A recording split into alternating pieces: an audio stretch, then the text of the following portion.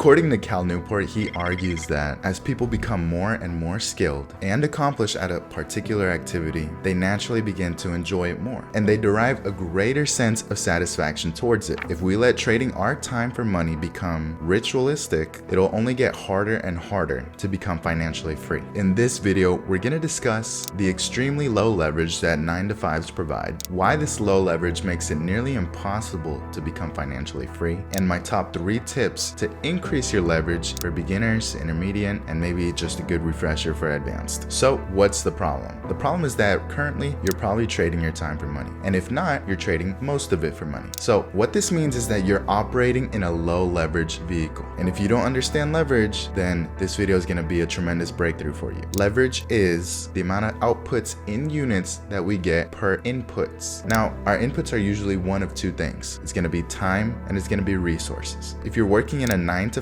every unit of time, every hour gets you a certain output. You're paid $20 per hour. That is your output. And so your leverage is 1 hour. 1 hour equals $20. That is your leverage, 1 to 20 in terms of 1 unit of time, $20. So what's the problem with this? What's the problem with having low leverage, and why should I care to have higher leverage? What's the problem with having 1 unit of time equal $20? I don't see the problem with that. So if you have low leverage, it means that your inputs equal a low amount of outputs. If you put 1 hour of time and you only got $5 as a result, you're operating at a low leverage. If you're in a business, in a job, in whatever industry you're in, you could call this a low leverage opportunity. So what does it mean to have a high leverage opportunity? This means that the inputs you give a disproportional amount of outputs. So if I input 1 hour of my time, instead of getting $20, I get $20,000. That's called high leverage. And if you're wondering who in the world gets paid $20,000 an hour, look around, you'll see it's possible. But it's not always in the ways that you would think. Almost never is this $20,000 per hour in salary. This is usually when people level up and they increase their leverage. Take a look at Jeff Bezos. Take a look at Elon Musk. If they picked up the phone for 30 minutes and they told this person, and this person what to do, can you imagine how much would get done? Because they have high leverage and they are leveraging their resources, because as an employee, the manager, whatever it might be, the board, they're leveraging their position and power, their authority to get things done. So the manager, he gives tasks to the other managers. If it's a high-level manager, he gives tasks to the other high-level managers, and then the mid-level managers, then the bottom-level managers, and then the employees. So that's how much leverage he has. And on every step, it compounds. So you're probably starting to see why low leverage matters, or you're probably starting to see the power of leverage and why leverage, in fact, you should care about leverage. But to make it plain and simple, if you never detach yourself from the money you make, if you never detach your time or resources from the money you make, it'll only reach your certain capacity. So no matter if you work 24 hours a day, if you're making $20 an hour and you had 24 inputs, if you worked all day, you would make $480 a day. Now I know to many of us, $480 a day sounds great, but keep in mind you're working 24 hours a day. And if you did this for 365 days out of the year, you took no rest, you would make $175,000. And there's people that are doing this in 4 days a week. They're taking vacations, they're taking time off, they work when they want, and they're making 10 times this. So how is it possible that they're getting outsized returns and they're putting in way less effort or inputs? And this is what you call a higher leverage opportunity. So now we understand the importance of leverage. Now the question is, how can we increase our leverage? How can we increase our outputs per unit of input, at least directly? Hey guys, really quickly, I just want to ask a small favor. If you could hit that thumbs up button, it really helps me out knowing that I made a good video, and it also helps reach more people that might be interested and could benefit from this video. Also, consider hitting that subscribe button, and let's get back into the video. Now, as we talked about, everything boils down to 2 things: time and resources. We either invest our time into someone else's resources, someone else's company, product, service, whatever that is, or we invest our time into our own resources, building a company, a side hustle, whatever that is. Now, the first thing you can do to increase your leverage is to build a business. And this can be a side hustle, it can be a full-on business that takes off in your part-time job, whatever it is, building something for yourself will increase your leverage in the long term. At first, you might actually decrease your leverage. You might not make any money in your business, but building a business does 2 main things. 1, it breaks you free from time constraints, and 2, it breaks you free from pricing constraints. Now, what I mean by that is, take this example. You have a copywriting agency. This means that you write copy for other companies. You could write sales scripts, you can write blogs, SEO, whatever it is. You write copy for other companies. Now, someone might pay you to write a 2,000 word blog post. They pay you for the result of a 2,000 word blog post. Now, here's how you can break free from the time constraint. Let's say you use a leverage, a resource such as ChatGPT, an AI copywriter, and now you write the 2,000 word blog post in 10 minutes. They paid you for the result of the 2,000 word blog post. They didn't pay you for your time. So they don't care if you took 4 hours writing it, and they don't care if you took a notebook out, you wrote it by hand, and you put a lot of thought and effort into it. What they care about is the end result. So that's how you break free from the time constraint. Second, you can break free from the pricing constraint. So if the product that you offer is really good, if you write a very good sales script that increases their sales by 20%, they'll pay you for the result. Once again, it's the result, not the amount of effort you put into it. So you can charge per result, which is almost how all businesses operate. If your sales script increases conversions by 20% and the industry average is increasing sales by 10%, then you can charge double and even triple what the industry is charging because you give them twice the results. So based on the end result, once again, you can break free from the pricing constraint and you can charge whatever you choose to charge, because if it's valuable and if it's worth it, if you convey the value to them, then the price makes sense. And number two, we can invest. And this is a more common example because you hear, oh, I'm going to open a Roth IRA. I'm going to invest $6,500 a year. And by the time I'm 65 years old, I'm going to be a millionaire. This is great. You can do this. You can be a millionaire for sure, almost guaranteed when you're 65 years old. There's better methods to do, in my opinion. There's obviously more risk, so it depends who you are, but you can invest in real estate, which is a mix of time and resources. Once again, those are the two things that you can invest: time and resources. In real estate, it's a bit of both. You invest time looking for the property and you invest resources buying the property, the down payment. But the dividends that it will provide generally will outperform the stock market because of the leverage that you can have. You can enjoy passive income over the long term because of an upfront investment of time and resources. So imagine it takes you 100 hours to find the property, but you buy this property and it pays you passive income for the next 10 years. That's the power of real estate. But of course, if you're very good at stocks, you can pick the right ones. You can pick options in Tesla in 2019 that expired in 2021, and you can become a millionaire off of a few $100s. You can do that as well. Number three, however, is my favorite, and this is investing again. But instead of investing in someone else, you invest in yourself. So this is investing in yourself to learn a high-level skill. You can use this high-level skill in your current job or to open your own business. So it kind of has a dual purpose. If you're good enough at marketing, you can get hired at a higher price, increasing the outputs that you get. You're still going to be working the same amount of hours, but if you're much more skilled at it, you're going to be working in a higher leverage opportunity because of the amount of results that you get from the same amount of inputs. Or we can have a business. And if we've been investing in ourselves, building our capacity, then when we open this business and there's that unlimited pricing potential, we can charge a lot more because the product or service that we provide is going to be a lot better. So those are the three main ways in which you can increase your leverage in whatever position you're in today. But I want to leave you guys with the fourth way. And this is kind of a hybrid of two of the ways, and it's personally my favorite way. And so the first step you're going to want to do is invest in yourself and the compounding vehicle of your own skill set in order to gain a high level skill. Then you're going to want to open a business. Using your high level skill, you want to create a product or service around this skill. And so that does several things. So if you look at that closely and you pay attention, this is leverage upon leverage upon leverage. At each step, there's a multiplier. First, we leverage our skill set. We know that each skill we learn compounds on itself and we become more and more skilled. Second, we create a business. And in that business, there's the pricing constraints unlocked and the time constraints unlocked. Double leverage. When we leverage one vehicle with another leverage vehicle, then we create compound effects. And at each step, there's a multiplier. So we can keep leveraging and we keep leveraging, and so that every level of inputs has exponential outputs. And so by the time we get to the end of all the leverage opportunities, we have far more than we could have achieved without leverage. And this is how we transform our inputs into something that compounds exponentially and grows far beyond whatever was possible when we were still trading our time for money. My name is Aron Zapatero. I just started this YouTube channel, so it'd mean a ton if you could hit that subscribe button. I'm gonna be posting more videos like this. I'm thinking of doing bi-weekly, but I'm already doing weekly. Hit that thumbs up button. It means the world to me, and I'll see you guys in the next one. Peace.